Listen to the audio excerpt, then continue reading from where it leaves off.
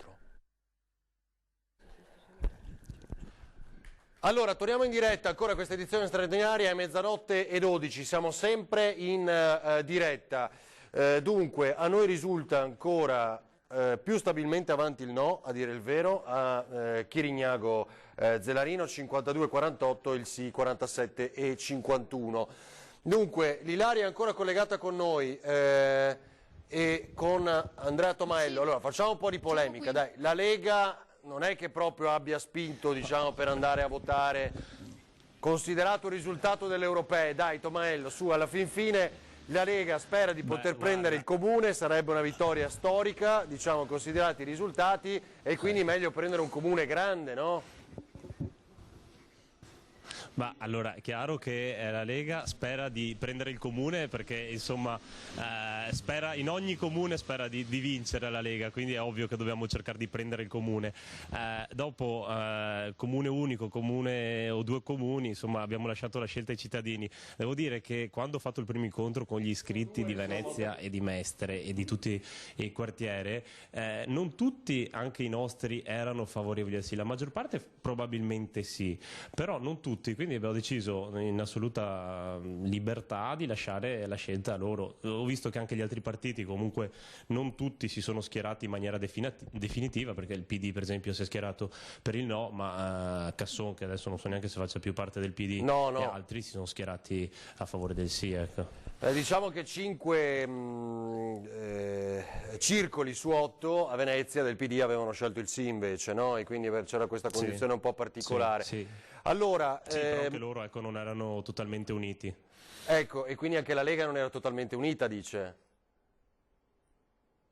No, abbiamo lasciato libertà di scelta, soprattutto perché era un tema anche che aveva diverse anime, diciamo. Naturalmente questa cosa era più sentita da chi vive Venezia, ecco, più rispetto a Mestre, infatti lo vediamo dai risultati, però abbiamo lasciato libertà per questo motivo anche, ecco. Cioè, non avevamo una posizione unica e ci sembrava giusto lasciare la partita, diciamo, ai comitati. Allora, Tomaello, le leggo i dati altri che adesso ha aggiornato il nostro Francesco Ceron, li puoi far vedere, Francis? Allora, quelli che riguardano cosa? Le municipalità, mi pare, no? Hai una cartina? L'hai già fatta vedere? La vediamo? Se è pronta, la vediamo, che appunto riepiloga un po' quello che sappiamo fino ad adesso. Bravissimo, grazie, figuriamoci se io riesco a leggere fino là. Allora, Venezia, Venezia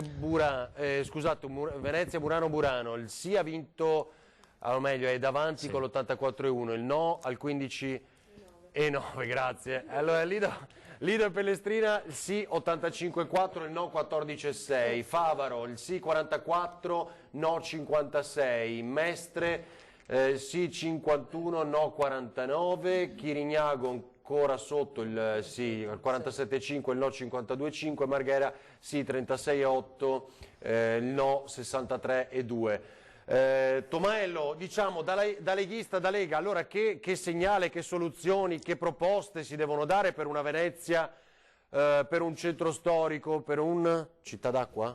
Città d'acqua, dice il comitato del sì, si devono mettere in campo allora per recuperare questo malessere, per quanto sia rappresentato dal 21% dei votanti?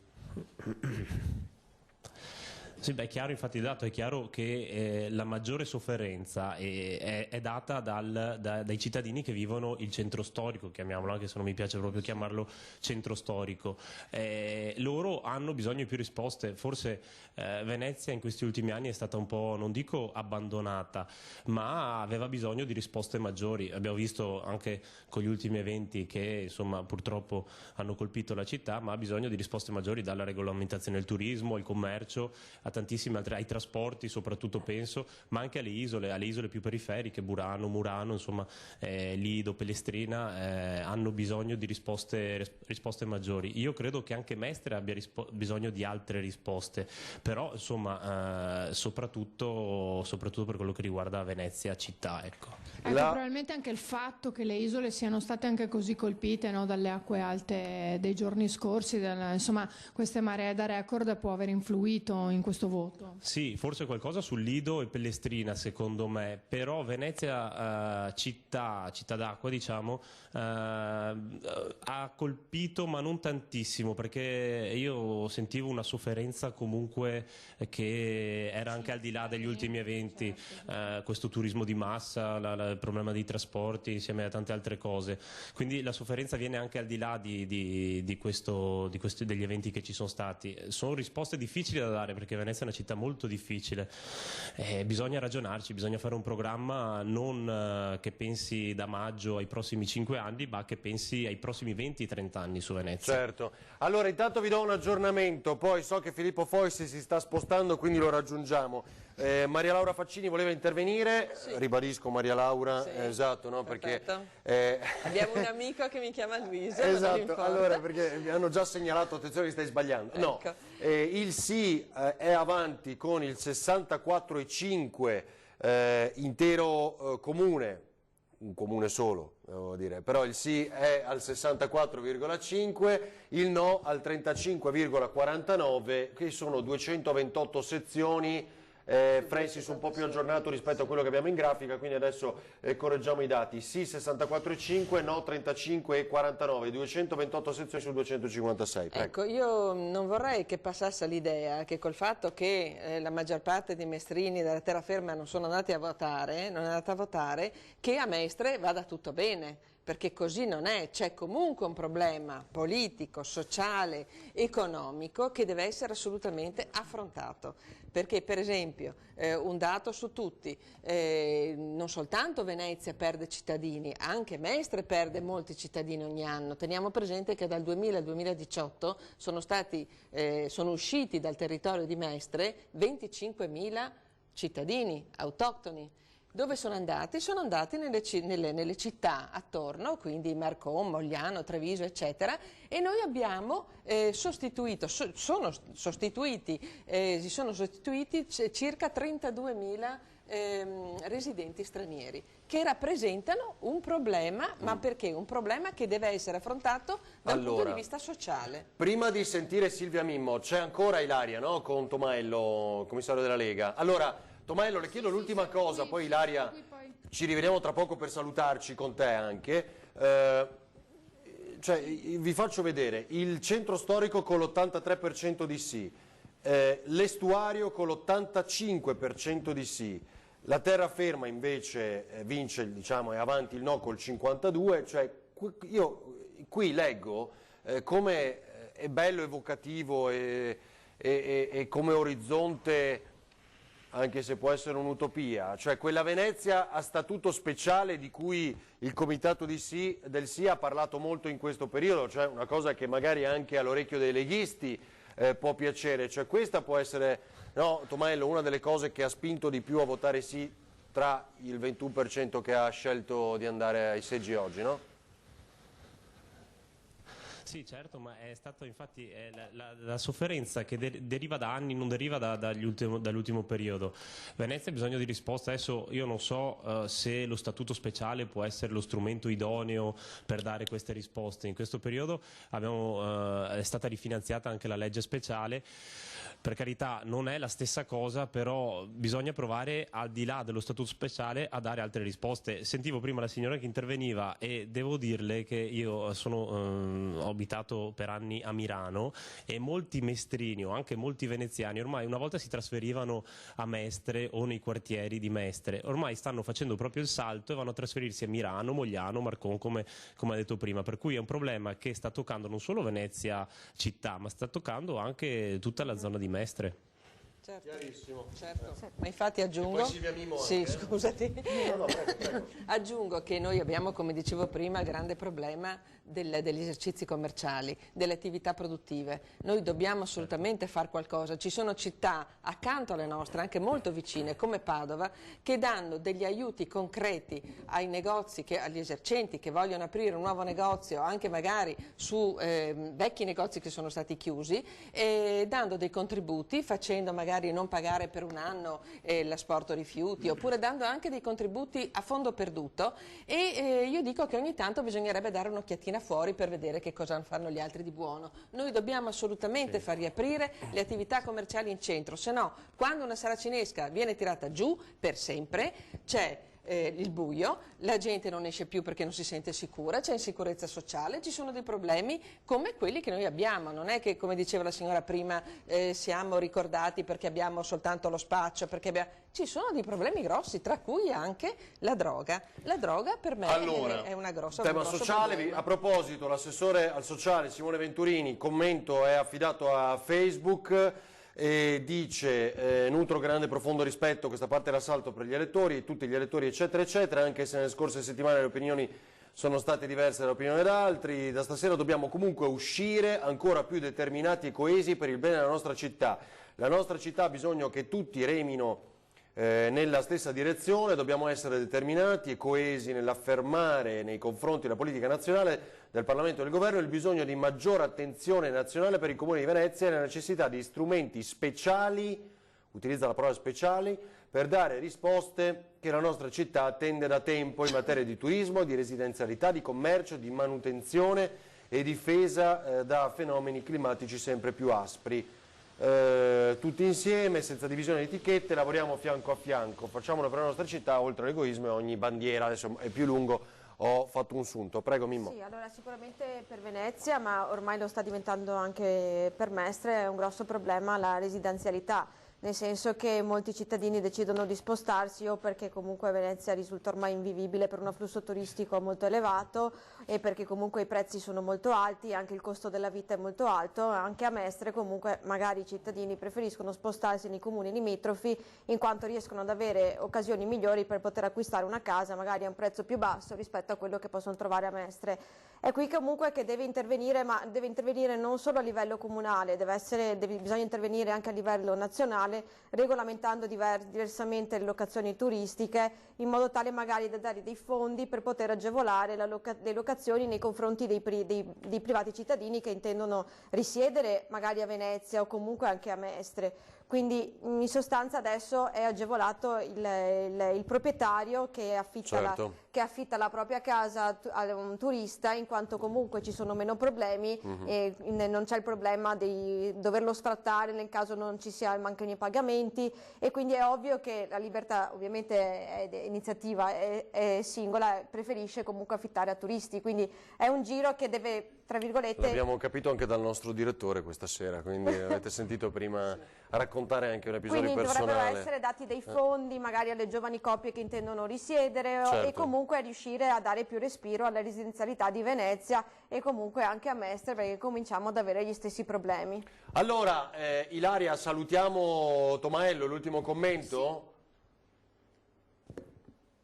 No, sono d'accordo sulla residenzialità, è uno dei temi che dovrà venire fuori, ma anche su Mestre, sentivo parlare prima di commercio, è uno dei grandi problemi. Se non hai il commercio, se non hai le attività in centro, così come nelle periferie, è ovvio che l'insicurezza, lo spaccio, la droga, l'illegalità divampa. Quindi in questo momento abbiamo bisogno di puntare sul commercio, ridare un commercio forte e vivo anche alla città di Mestre per cercare di evitare questi fenomeni. Quindi secondo me ci sono buoni programmi, buoni progetti, prendendo spunto anche da altri comuni. Dobbiamo metterli in pratica e dobbiamo dare risposte ai cittadini di Mestre, ma soprattutto a quelli di Venezia e delle altre isole che hanno dato un segnale chiaro. Ecco. Allora, grazie ad Andrea Tomaello. Ilaria, torniamo da te tra 2 minuti anche per salutarci quando chiudiamo la diretta. C'è l'ultima pubblicità, mi pare, quindi pochissimi istanti e ci stiamo per collegare con Filippo Fois, che sta raggiungendo Gianangelo Bellati, più volte protagonista in queste settimane, Comitato per il Sì, e quindi sentiremo anche la sua opinione a chiusura, mentre ormai i dati sono pressoché definitivi e tra poco li riepiloghiamo. Vi aspettiamo.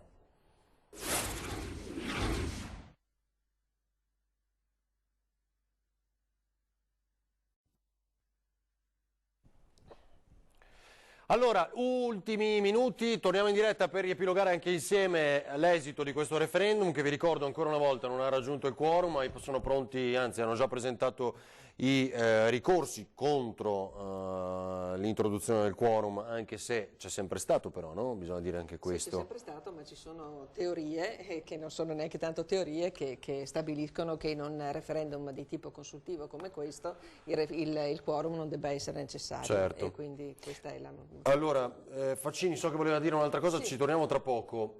Quindi 21,7 la percentuale di affluenza, le lamentele sono riferite all'esito del voto in centro storico soprattutto, dove si sono raggiunte le cifre di sì a oltre gli 80% e quindi deve pesare quello, lo ha detto con un certo vigore anche Sitran in collegamento poco fa con il nostro Filippo Fois, che sta raggiungendo Bellati, e i 12.000 votanti iscritti alle liste AIRE, cioè residenti all'estero, che non hanno potuto votare. Diamo uno sguardo d'insieme, poi salutiamo anche Ilaria Marchiori ringraziandola per il lavoro. Adesso siamo al 243 sezioni, vediamo l'intero comune, lo vediamo anche dalle grafiche qui in diretta dal computer, dal sito del Comune di Venezia. 11 sezioni mancano, quindi al sì al 65,25, il no al 34,74, mancano davvero poche sezioni e l'affluenza l'avete già vista. Poi se ci fai rivedere la cartina cos'era delle affluenze, però mi pare soltanto, non del come hanno votato, vero Francis? Comunque tu proponi pure le cartine, le nostre grafiche quando sono pronte. E salutiamo Ilaria Marchiori ringraziandola per il suo lavoro, la nostra Rossella O'Hara con questo cappello sotto i portici di Mestre, come vedete già ghindata, non Ilaria diciamo, ma non solo, almeno Mestre per il Natale. Ciao Ilaria. Grazie Ferdinando, grazie a tutti gli ospiti in studio. Sì, ovviamente qui fa freddo perché le temperature ormai si sentono, Mestre ora è completamente deserta, quindi vi lasciamo agli addobbi natalizi. Da Mestre è tutto, grazie per i collegamenti. E grazie al tuo lavoro, a quello di Federico Cibotto che era con te, che è con te, e complimenti ancora Ilaria per il documentario che noi ieri sera abbiamo riproposto su Antena 3 a grande richiesta dei nostri telespettatori, è legato alla cronaca di quei giorni difficilissimi per Venezia, no? Certo, mi sentite? Sì, ti sentiamo. Ti abbiamo anche fatto i complimenti Ecco, sì, per il no, perché documentario.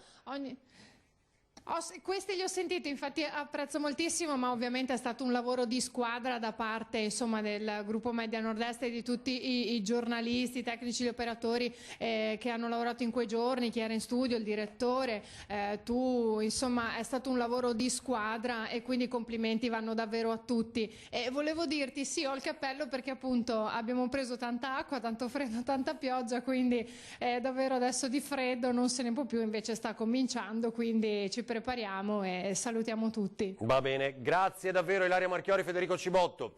Allora, appena pronto, grazie, buon lavoro ancora. Appena è pronto andiamo da Filippo Fois, anche se già è in attesa, ti chiedo Toni Esposito, lo chiedo Roberto Durigone, Francesco Ceroni in regia, che ringraziamo ancora una volta per il lavoro. Cristian Arboita al coordinamento. Se vuoi Toni farci vedere intanto Filippo nell'attesa, so che appunto lo sta raggiungendo uno gli animatori di questo referendum voluto con il comitato del sì, che è Gianangelo Bellati. Allora, Maria Laura Faccini voleva aggiungere una cosa, poi sentiamo anche Silvia Mimmo. Allora, una delle cose che dobbiamo sicuramente tenere in considerazione per il futuro a Mestre è l'ambiente. Io sono in contatto con molte associazioni e comitati che curano, che si occupano dell'ambiente, perché siamo circondati dal verde, però ne abbiamo poco in centro città e le persone lo usano poco, e dobbiamo assolutamente fare in modo che non sia solamente una prerogativa di alcuni comitati, ma che entri nel cuore e nella mente di tutti i cittadini, perché l'ambiente è quello che ci fa vivere nel migliore dei modi. E quindi questa è una cosa, per esempio adesso noi abbiamo il caso dell'area dell'ex Umberto I che è stata acquistata da privati, e quello che è quell'ambiente che è proprio nella storia di ogni mestrino, perché in ospedale all'Umberto I c'è nata 3/4 della popolazione di Mestre, per noi ha un significato particolare, quindi direi che uno degli obiettivi prossimi delle varie amministrazioni, di quelle che ci saranno, sarà proprio quella di curare l'ambiente. Allora, prima di Silvia Mimmo, è chiaro che da domani, anzi l'abbiamo già capito da poco fa, cosa dirà, immagino, su cosa spingerà il Comitato del Sì, nonostante questa affluenza che non ha raggiunto il quorum, quindi invalida il referendum, che il centro storico si è raggiunta quella percentuale altissima di sì.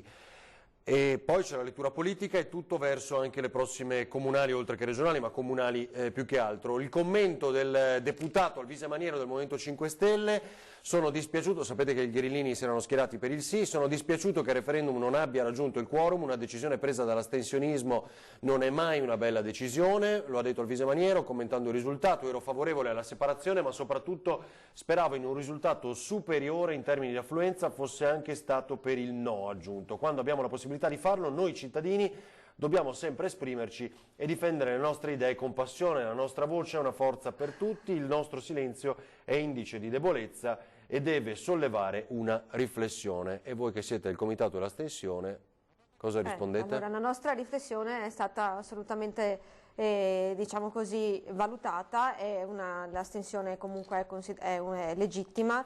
E comunque noi abbiamo deciso di astenerci perché era il quinto referendum, è costato 5 milioni, ci sono stati costato 5 milioni di euro e abbiamo considerato che questo quesito, la risposta a questo quesito non era rilevante, quindi non doveva essere ritenuta rilevante nemmeno dai cittadini e non era la risposta ad un'amministrazione che risulta mancante sotto molti punti di vista. La nostra risposta deve essere quella di mettersi a lavorare e tenendo gli spunti che sono stati presi durante questi confronti che abbiamo avuto anche con i comitati del Sì, e la risposta è migliorare l'amministrazione e non separare i due comuni.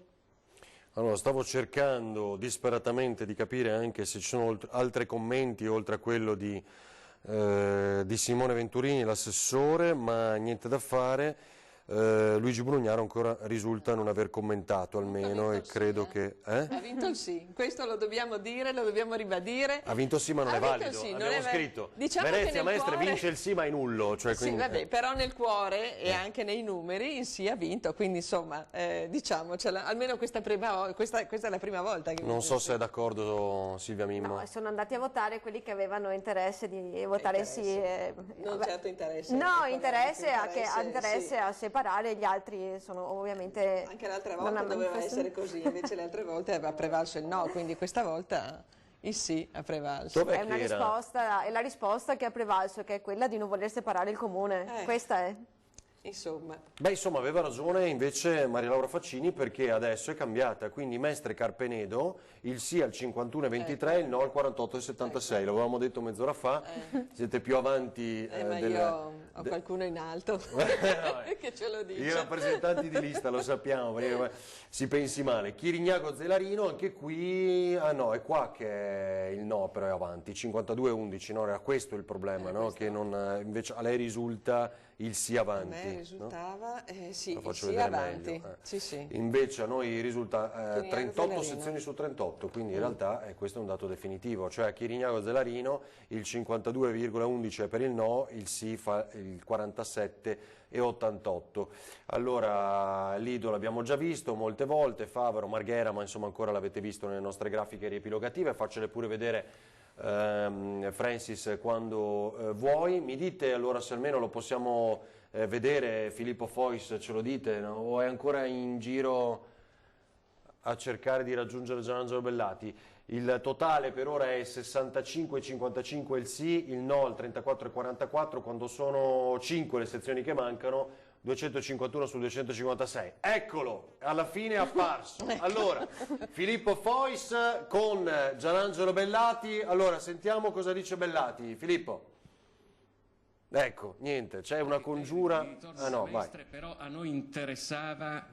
No, vai, ti sentiamo e vediamo ora, vai. Allora.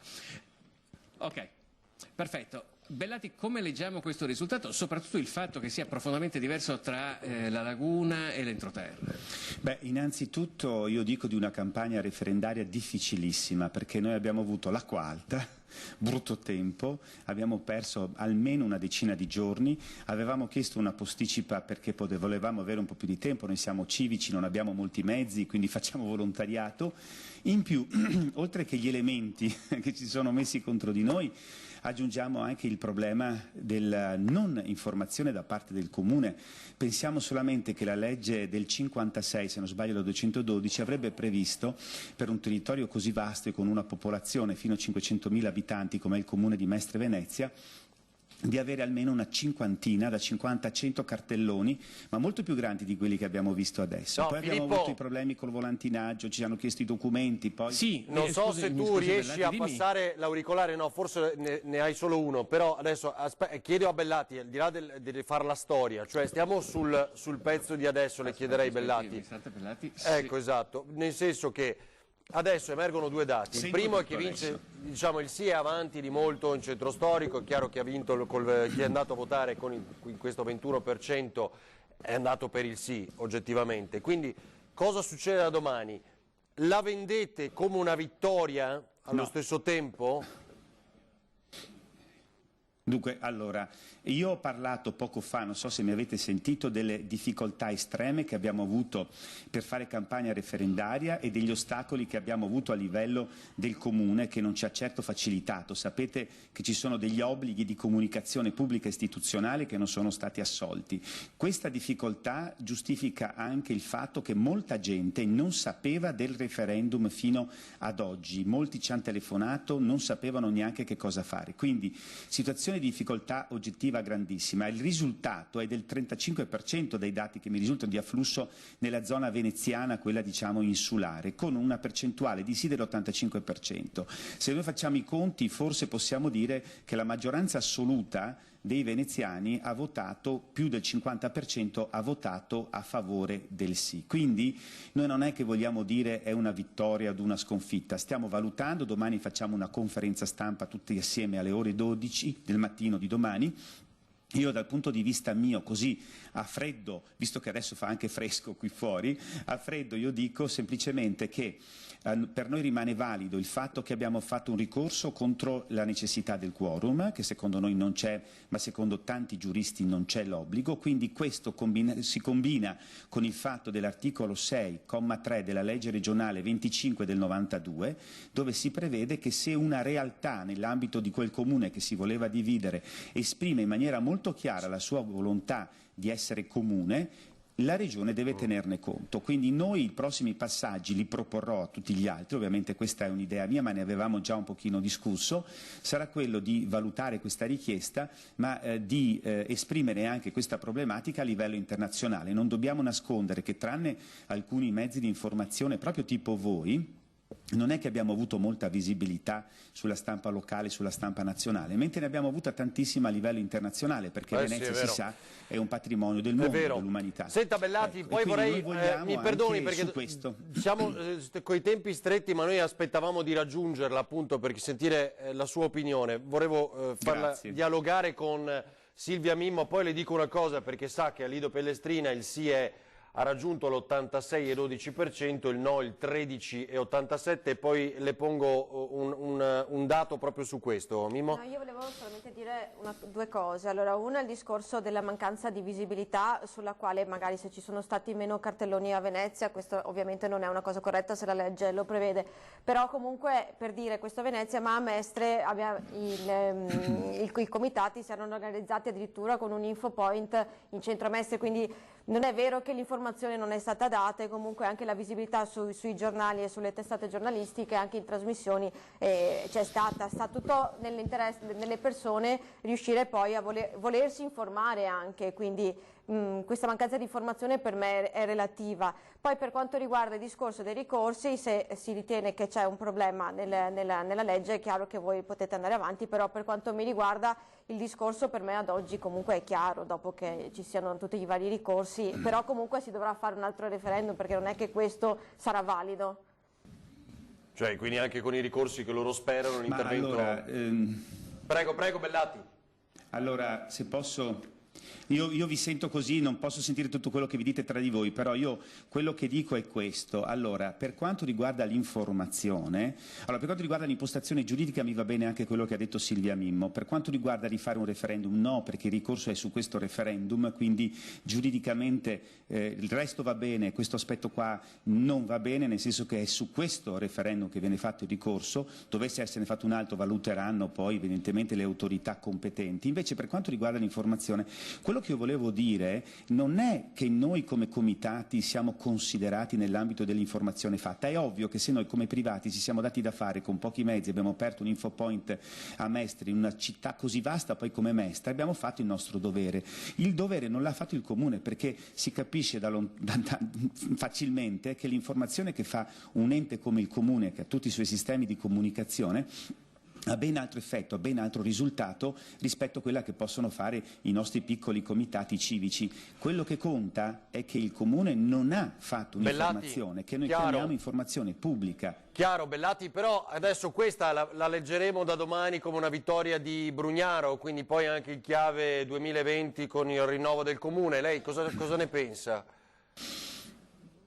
Ma intanto io non so se questa è una vittoria, perché sappiamo che i referendum, abbiamo più della metà dei referendum ormai non raggiungono più il quorum, tant'è che in paesi che usano lo strumento referendarium il quorum non viene mai richiesto, vedi la Svizzera, per cui voglio dire soprattutto nei referendum consultivi, quindi diciamo rispetto alle condizioni in cui abbiamo lavorato e appunto la mancanza di informazione, io questa non la considero una sconfitta, io anzi direi, se vogliamo essere un po' calcistici, è un pari patta, per cui adesso sarà tutto da vedere per il futuro. Sicuramente c'è un'altissima percentuale. Sì, sicuramente c'è un'altissima però percentuale nella zona di Venezia che comunque, e questo non è per fare polemica con nessuno, voi capite che è un po' una responsabilità, perché non è che ci sia poca gente che ha espresso un suo voto favorevole, e noi dobbiamo anche tener conto di queste persone che un domani vorranno anche essere magari rappresentate ultimo nella loro istanza di richiesta appunto di avere un comune. Perché dobbiamo chiudere, ma l'ultimo flash è questo. Abbiamo appreso stasera, poi già rumors dei giorni scorsi non solo e non solo tra l'altro a Lido Pellestrina, ma già lì a Lido Pellestrina si pensa di fare il referendum perché diventino comune, no? Dopo questo esito, tra l'altro 86 e 12 il sì, il no, il 13-87. Che pensa? Certo.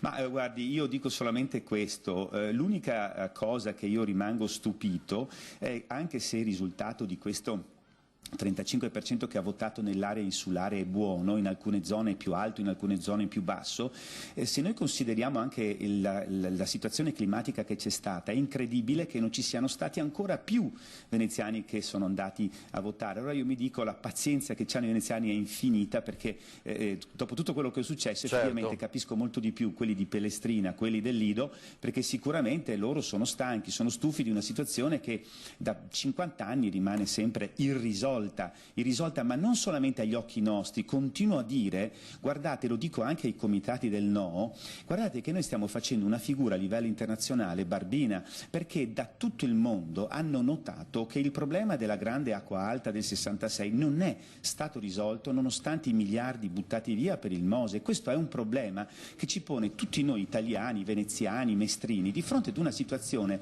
nei confronti del livello internazionale imbarazzante. Rendiamoci conto che Venezia è un bene, un patrimonio dell'umanità, e noi vogliamo anche fare appello appunto a istanze internazionali, che era quello che era il nostro obiettivo del comune autonomo, per una salvaguardia effettiva di questa città. Grazie. In 15 anni noi avremo 15.000 abitanti, non ci sarà più la città, non ci sarà più fra 15 anni, come Civitas intendo. Grazie a Gianangelo Bellati, grazie davvero. Noi ti auguriamo, ringraziamo Bellati e ti auguriamo anche la buonanotte, perché qua oramai chiudiamo. Dove vai?